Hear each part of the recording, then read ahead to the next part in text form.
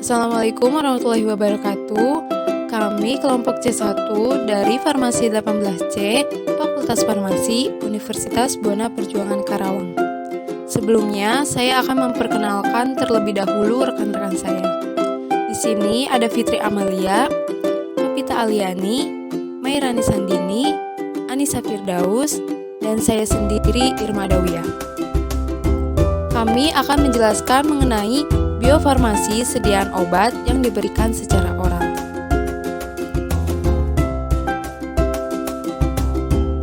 Biofarmasi adalah ilmu yang mempelajari pengaruh formulasi obat terhadap efek terapeutiknya dan mencakup konsep ketersediaan hayati.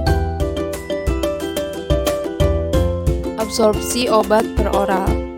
1. Rute pemberian oral adalah rute paling umum, mudah digunakan, nyaman, dan banyak diminati anak-anak. Yang kedua, bentuk sediaan oral yang dirancang harus memperhitungkan rentang pH ekstrem, ada atau tidaknya makanan, enzim degradatif, berbagai permeabilitas obat di daerah khusus, dan motilitas saluran cerna. Kemudian yang ketiga, obat yang diberikan secara oral melewati berbagai bagian kanal internal, termasuk rongga mulut, kerongkongan, dan berbagai bagian dari saluran pencernaan.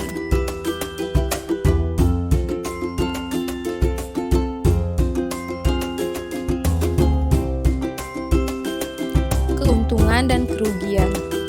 Untuk keuntungan sendiri, pemakaiannya itu mudah dilakukan sendiri, ekonomis, aman, dan tidak sakit. Kemudian, untuk kerugiannya itu, banyak faktor dapat mempengaruhi bioavailabilitas obat, ada obat yang dapat mengiritasi saluran cerna, dan tidak bisa dilakukan saat pasien tidak sadar. Macam-macam bentuk dari sediaan oral. Yang pertama ini ada sediaan oral dalam bentuk tablet, kemudian sediaan oral dalam bentuk kapsul, sediaan oral dalam bentuk larutan, dan suspensi kemudian emulsi. Bentuk sediaan bukan sekedar bentuk estetika, melainkan kesatuan struktur sediaan yang sangat berpengaruh pada ketersediaan hayati.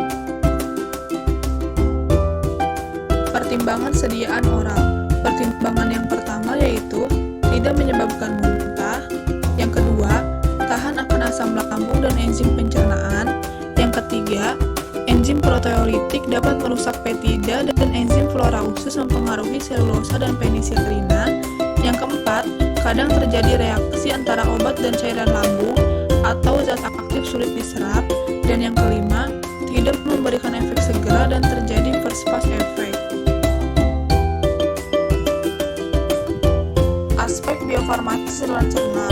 Di sini terdapat 3 aspek yang berbeda, yaitu ada organ, pH, dan waktu transit. Yang pertama yaitu ada mulut dengan pH 6,7 sampai 7, waktu transitnya 2 menit. Lalu ada esofagus dengan pH 6,7 sampai 7, waktu transitnya 0,1 sampai 2 menit. Kemudian ada lambung. Di sini lambung terdapat 2 pH yang berbeda, yaitu pH pada saat puasa dan pH pada saat makan. pH pada saat puasa yaitu 1 sampai 2 dengan waktu transit 10 menit sampai 1 jam. Sedangkan pH pada saat makan yaitu 3 dengan waktu transit 1 jam sampai 8 jam. Lalu ada duodenum dengan pH 4 sampai 6 dengan waktu transit 5 sampai 15 menit. Kemudian ada jejunum dengan pH 6 sampai 7, waktu transitnya 2 sampai 3,5 jam. Kemudian ada ileum dengan pH 7 sampai 8 dengan waktu transit 3 sampai 6 jam. Lalu yang terakhir ada kolon dengan pH 7 sampai 8, waktu transitnya yaitu 1 jam. Faktor-faktor yang berperan dalam penyerapan obat per oral. Pertama, ada faktor fisiologis. Ada beberapa faktor fisiologis yang berperan dalam penyerapan obat per oral. Di antaranya yaitu 1. Permukaan penyerap. Lambung tidak mempunyai permukaan penyerap yang berarti dibandingkan dengan usus. Namun, obat yang lipofil dan tak terionkan pada pH lambung asam lemah seperti aspirin dapat diserap di lambung. kedua ada umur. Keadaan saluran cerna pada bayi dan anak-anak belum sempurna atau sangat permeabel. Sedangkan pada orang tua telah mengalami beberapa penurunan fungsi faal tubuh atau penurunan penyerapan dan kecenderungan menurunnya HCl lambung.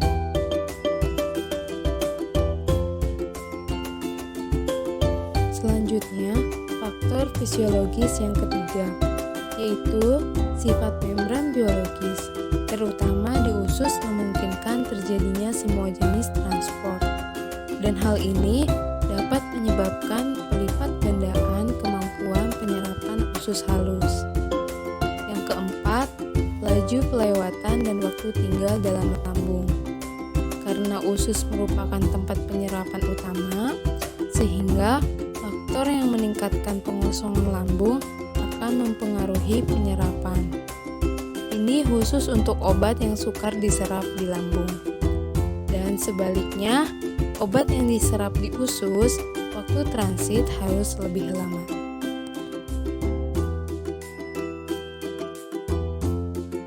Faktor fisiologis yang kelima yaitu pH dan perubahan pH karena formulasi.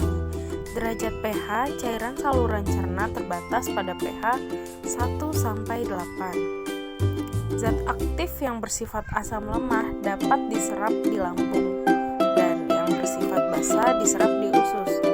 Yang keenam, tegangan permukaan.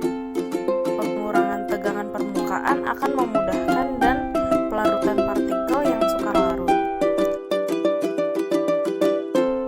Lalu yang ketujuh yaitu kekentalan. Kekentalan relatif dari cairan cerna berpengaruh pada proses penyerapan, yaitu menghambat pembasahan partikel dan menekan laju pelarutan. Bahan pengental dalam formulasi dapat meningkatkan viskositas cairan cerna. Lalu yang kedelapan, isi saluran cerna yang dapat mengubah aksi zat aktif, musin, garan, empedu, dan ion-ion tertentu seperti Ca, Mg, Fe, flora usus, dan enzim. Selanjutnya ada faktor patologi. Zat tubuh, gangguan fungsi, penggetahan, adanya obstruksi saluran empedu menyebabkan gangguan penyerapan vitamin larut lemak. Yang kedua, gangguan transit, adanya tukang lambung mempercepat transit obat. Dan yang ketiga, gangguan penyerapan, pengurangan luas permukaan penyerapan, perubahan media usus, dan hambatan pada pembuluh balik darah atau pembuluh getah bening atau tumor menjadi faktor patologi.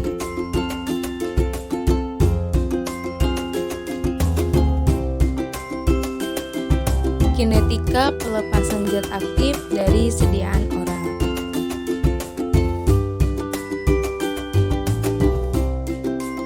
Yang pertama ada bentuk sediaan cair. 1. Zat aktif terlarut dalam pelarutnya. Contohnya sirup dan eliksir. Bentuk sediaan mempunyai penyerapan optimal bila memenuhi kriteria, yaitu berada dalam bentuk aktif, terlarut, dan tak terionikan bila senyawa diserap secara aktif. 2. Zat aktif terdispersi. Bila zat aktif tidak cukup larut untuk dibuat larutan, maka dapat dirancang bentuk lain baik bentuk emulsi maupun suspensi. Kemudian pada bentuk sediaan padat. 1. Bentuk serbuk. Bentuk serbuk ini harus dapat terbasahi agar zat aktif dapat terlarut. Kemudian ada bentuk kapsul. Bentuk kapsul ini cangkangnya harus dapat dirusak terlebih dahulu. Lalu tablet atau tablet salut. Tablet atau tablet salut ini strukturnya harus dirusak agar sediaan berada pada stadium serbuk. Selanjutnya, banyak bahan obat yang sukar larut dalam air. Kelarutan zat aktif dapat ditingkatkan dengan beberapa cara, yaitu bahan yang dapat mengubah tetapan dielektrik cairan dan melarutkan zat aktif yang sangat larut lemak fermentasi dalam air dan bertipe minyak yang teresterifikasi. Kemudian mengubah zat aktif menjadi bentuk yang lebih larut air. Dilakukan dengan pembentukan garam, contohnya garam HCl atau garam organik, dan pembentukan berbagai interaksi atau kompleks.